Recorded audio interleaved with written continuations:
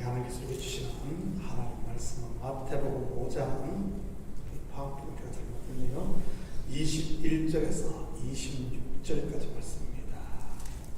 마태복음 5장 21절에서 26절까지 말씀 제가 공독해보도록 합니다. 옛 사람에게 말한다. 살인하지 말라. 누구든지 살인하면 심판을 받게 되리라 하였다는 것을 너희가 들었으나 나는 너희에게 이르노니 형제에게 노하는 자마다 심판을 받게 되고 형제를 대하여 나가라 하는 자는 공회에 잡혀가게 되고 미련한 놈이라 하는 자는 지옥불에 들어가게 되리라. 그러므로 예물을 제단에 드리다가 거기서 내 형제에게 원망 들을 만한 일이 있는 것이 생각나거든 예물을 제단 앞에 두고 먼저 가서 형제와 화목하고 그 후에 와서 예물을 드리라. 너를 고발하는 자와 함께 길에 있을 때에 급히 사와라. 그 고발하는 자가 너를 재판관에게 내어주고 재판관이 공리에게 내어주고 옥에 가둘까 염려하라. 진실로 내게 이르노니 내가 한 푼이라도 남김없이 다 갚기 전에는 결코 거기서 나오지 못하리라. 아멘. 좋은 아침입니다. 오늘 본문 또한 결코 만만한 말씀이 아닙니다.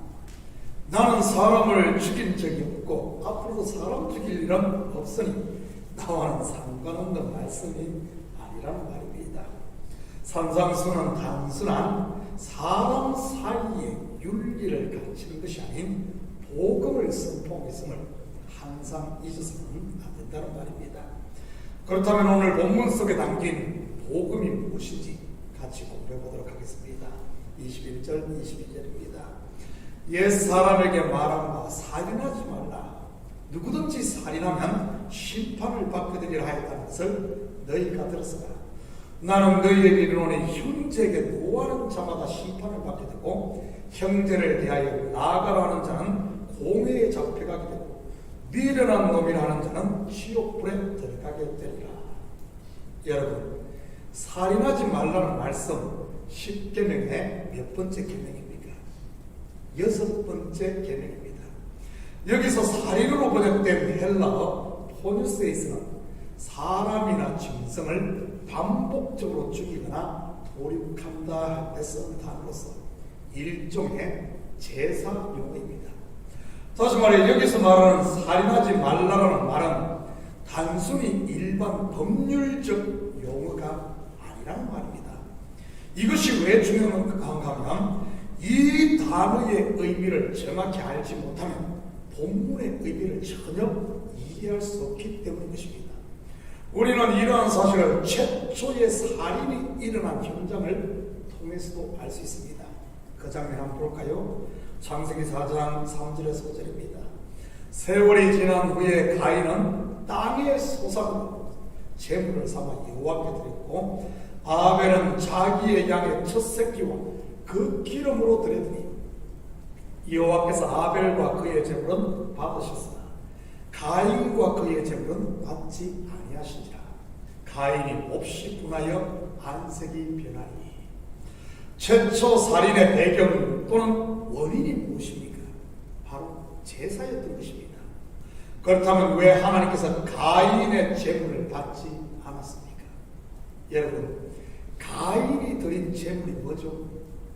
땅의 소산, 땅이 내는 소산이 뭡니까? 창세기 3장 17절 18절입니다. 아담에게 이르시되 내가 내 아내의 말을 듣고 내가 내게 먹지 말라 나무의 열매를 먹었으므로 땅은 너로 말미암아 저주를 받고 너는 내 평생에 수고하여야 그 소산을 먹으리라. 땅이 내게 가시덤불과 은금피를 낼 것이라.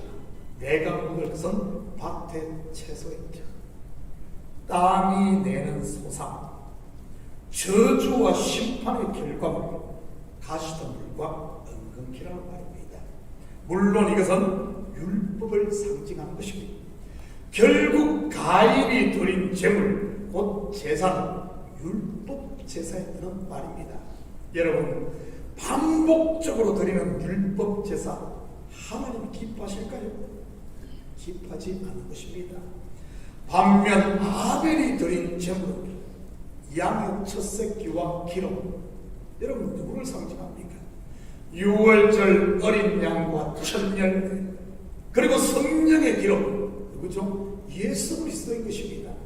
하나님께서 기뻐하시는 제사, 어떤 제사라는 말입니까? 독생자 예수 그리스도로 드리는 믿음의 제사, 은혜의 제사라는 말입니다. 그런데 우리는 가인과 아벨의 제사보다 앞서 이미 창세기 3장에서 에덴 동산에서 하나님이 기뻐하시는 제사의 모습을 발견할 수 있습니다.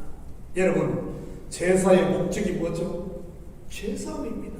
다르게 말하면 벌거벗은 것을 가리는 것 말입니다. 선악과를 따먹은 아담과 하와 자기들의 벌거벗은 것을 보게 되지 않습니까? 그래서 무엇을 하죠? 그것을 가리기 위해 무화과 나무 잎으로 옷을 해 입습니다. 다르게 말하면 제사를 드린 것이지. 그런데 그들의 제물이 무엇이었습니까? 무화과 나무 잎, 곧 가인과 같은 땅의 소산이었던 것입니다. 자기들이 만든 옷을 입고 하나님 앞에 선 아담과 하와 어떻게 됩니까? 저주, 곧 심판을 받게 됩니다. 그리고는 하나님이 어떻게 하십니까? 짐승을 잡아 그 가죽으로 그들에게 옷을 입힙니다. 물론 그 짐승은 아벨이 드린 제물과 같은 어린 양, 바로 자기의 독생자인 예수 그리스도를 상징하는 것입니다. 하나님이 기뻐하시는 제물 말입니다. 마태복음 3장 17절입니다. 하늘로부터 소리가 있어 말씀하시되 이는 내 사랑하는 아들이요 내 기뻐하는 자라 하시리라. 여러분, 가인이 자기가 드린 제물이 연락되지 않다 어떻게 하죠? 몹시 분하여 안색이 변합니다. 무슨 말입니까? 율법 제사는 드리면 드릴수록 형제에게 구하게 된다는 말입니다. 오늘 본문의 형제가 바로 그 말인 것이고요. 그런데 여기서 형제는 우리가 생각하는 가족의 형제나 아니면 교회에서 형제 자매님 할 때 그런 형제들을 말하는 것이 아닙니다. 형제로 번역된 헬라가 아델토인데 그 앞에 정관사 토, 영어로 말하면 정관사 더가 붙어 있습니다. 여러분, 정관사가 붙어 있다는 말이 어떤 의미입니까? 유일한 하나, 바로 그것을 이야기하는 것 아닙니까? 그래서 여기서 형제는 바로 그 형제, 딱 지정하는 그 형제를 말하는 것입니다. 형제들이 아니라 그 형제 말이지. 그렇다면 그 형제가 누구겠습니까? 바로 예수 그리스도인 것입니다. 그래서 율법 제사를 가인처럼 주구장창 드렸던 서기관들과 바리새인 그리고 종교 지도자들이 그 형제 예수를 향해 안색이 변하고 분노했던 것이고요. 왜 가인이 분노했습니까? 누구에게? 바로 그 형제, 하나님만 알고 보면 죽은 동생 아벨. 아벨은 예수님 상징하잖아요. 십자가이죠. 왜 사울이라는 청년이 서대방을 향해 그렇게 분노합니까? 왜 그가 교회를 그렇게 박했습니까? 바로 살인, 곧 율법 제사만 드려서 그런 것 아니겠어요? 바로 가인처럼 말이지. 저주받은 땅의 소산으로 율법 제사를 드린 가인 말입니다. 결국 사울의 분노는 알고 보면 그 형제, 곧 예수를 향한 분노였던 것입니다. 23절, 24절입니다. 그러므로 예물을 제단에 드리다가 거기서 내 형제에게 원망들을 만한 일이 있는 것이 생각나거든. 예물을 제단 앞에 두고 먼저 가서 형제와 화목하고 그 후에 와서 예물을 드리라. 이 말씀 또한 제사 곧 예배와 관련된 말씀임을 볼 수 있습니다. 그런데 여기서 원망으로 번역된 헬라가 카타라는 전치사였습니다. 원망이라기보다는 문법과 대치되는 반대되는 것으로 해석을 하는 것이 더 정확합니다.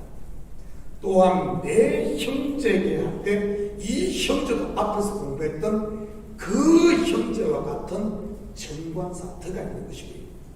이것을 원문에 맞게 다시 번역하면 네가 예물을 드리다가 그 형제가 소유한 것과 반대되는 것이 너에게 있거든 그것을 버리고 와서 예물을 드리라는 말입니다. 그렇다면 여기서 그 형제는 누굽니까? 앞에서 살펴본 예수 그리스도인 겁니다. 여러분, 예수님이 소유한 것이 무엇입니까? 하나님의 의입니다. 이 하나님의 의에 같아 즉 반대편에 있는 것은 율법의 의인 것이지. 정리하면 내가 예배를 드리다가 예수 그리스도로 말미암은 의가 아닌 내가 가진 율법의 의가 발견되거든 그것 버리라 그런 의미입니다. 그 율법 제사 주구장창 드려도 그것은 결국 집착에 불과합니다. 하나님이 받으시는 예배가 아닌 그냥 내 열심, 내 상을 위한, 내 욕심을 채우기 위한 집착이라는 말입니다. 성경에 보면 이 일을 누가 했습니까? 사도 바울 아닙니까? 확인합니다. 빌립보서 3장 7절에서 9절입니다. 그러나 무엇이든지 내게 유익하던 것을 내가 그리스도를 위하여 다 해로 여길 뿐더러 또한 모든 것을 해로 여기면 내 주 그리스도 예수를 아는 지식이 가장 고상하기 때문이라. 내가 그를 위하여 모든 것을 잃어버리고 배설물로 여기면 그리스도를 얻고 그 안에서 발견되려 하느니 내가 가진 의는 율법에서 난 것이 아니요 오직 그리스도를 믿음으로 말미암은 것이니 곧 믿음으로 하나님께로부터 난 의라.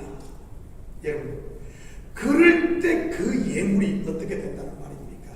하나님이 기뻐하시는 예물, 곧 참된 예배가 된다는 말입니다. 저는 우리 식구들이 이제는 이런 하나님이 기뻐하시는 참된 예배를 드릴 수 있기를 축복합니다. 땅에서 난 소상 율법 제사가 아닌 하늘로부터 난 하나님의 의의 제사 예수 그리스도의 이름으로 드리는 그런 제사 오직 하나님만이 영광을 받으시는 이런 예배원이지. 25절입니다. 너를 고발하는 자와 함께 길에 있을 때 급히 사와라. 그 고발하는 자가 너를 재판관에게 내어주고 재판관이 옥에게 내어주고 옥에 가둘까 염려하라. 이 말씀 또한 누가 누구를 법정에 고발하고 그런 이야기가 아닌 제사와 관련된 이야기라는 것을 잊어서는 안 됩니다. 그렇다면 여기서 너를 고발하는 자는 누구를 말하겠습니까? 여러분, 앞에 구절과 비교해서 보면 너를 고발하는 자는 다름 아닌 그 형제를 말하고 있는 겁니다. 그 형제는 누구죠? 예수 그리스도인 겁니다. 무슨 말입니까? 예수님께서 이 땅에 오시자 우리의 실체가 다 폭로되고 다 드러난다는 말입니다. 내가 가진 의가 전부 율법에서 난 이런 배설물이었다는 사실을 말이지. 그럴 때 어떻게 하는 말입니까? 거짓이 드러났으면 어떻게 합니까? 그 앞에 엎드려야 하는 겁니다. 주여 나를 떠나소서 나는 죄인이로소이다. 그 앞에 엎드려 고백했던 베드로처럼 형제들아 우리가 어찌할꼬 하며 엎드렸던 오순절 성령이 강림했을 때 그 사람들처럼 하든지 사도 바울도 빛으로 오신 예수님 앞에 자기의 실체가 다 드러나서 어떻게 합니까? 엎드렸던 것이고요. 그럴 때 어떤 일이 일어납니까? 26절입니다. 진실로 내게 이르노니 네가 한 푼이라도 남김없이 다 갚기 전에는 결코 거기서 나오지 못하리라. 무슨 말입니까? 바꾸어 말하면 한 푼도 남김없이 그 앞에 엎드리면 다 탕감받는다는 그런 말입니다. 흰눈보다 더 이게 양털보다 더 이게 한 푼도 남김없이 깨끗하게 정리된다는 말이지. 율법 제사로 드리는 만약에 우리가 그것을 엎드리지 않으면 못하는 예수 이름 외에는 다른 길이 없음을 이야기하고 하는 겁니다. 율법 제사로 말미암아 드러난 우리의 죄 깨끗하게 씻어받는 맞다는 말이지. 복음서에 예수님 앞에 나와 구원받은 사람들이 다 그랬던 것 아닙니까? 자기가 죄인임을 깨닫고 죽게 엎드린 것 말입니다. 간음 중에 잡힌 여성이 그랬고 12년 동안 혈류증을 앓던 그 여인도 그랬고 그리고 여리고의 세리장 삭개오도 그랬고 말이지. 그런데 이 일을 언제 하는 말입니까? 길에 있을 때 무슨 말이죠? 심판의 날이 이르기 전에 의로운 재판장이신 하나님 앞에 서기 전에 하라는 말입니다. 바로 지금이 그때인 것입니다. 사랑하는 성도 여러분, 오늘 하루도 이 말씀 붙잡고 삶의 현장 가운데 참 예배자로 사는 이런 복된 하루 되시기를 예수님 이름으로 축복합니다. 기도합니다. 사랑의 아버지 하나님, 참으로 감사드립니다. 오늘도 참 예배자를 찾으시는 하나님, 땅의 소산이 아닌 하늘의 소산, 바로 예수 그리스도의 의만이 우리를 정하게 하고 우리를 하나님 앞에 세우고 더 나아가 우리의 죄를 살 수 있음을 알게 하여 주시옵소서. 그래야 더 이상 아버지 하나님 율법 제사가 아닌 내 의로 드리는, 내 열심으로 드리는 집착이 아닌 은혜에 감사해서, 은혜에 감사해서 그 이름 앞에 엎드리며 그 이름 예수 그리스도로 드리는 이런 참된 예배자들이 되므로 이제는 아버지 하나님 은혜와 평강의 하나님 나라를 마음껏 누리며 빛의 자녀로 세상 가운데 살아가는 저희들 되게 도와주시옵소서. 2026년 올 한 해 이제는 우리가 완전히 변화된 아버지는 참된 예배자들이 다 되게 하시고 우리의 시민권은 하늘에 있사오니 아버지 하나님 하늘의 시민권을 가진 성도로 하늘의 아버지 하나님 소망을 두고 살아가는 저희들 되게 도와주시옵소서. 감사드리며 예수님의 이름으로 기도드립니다. 아멘.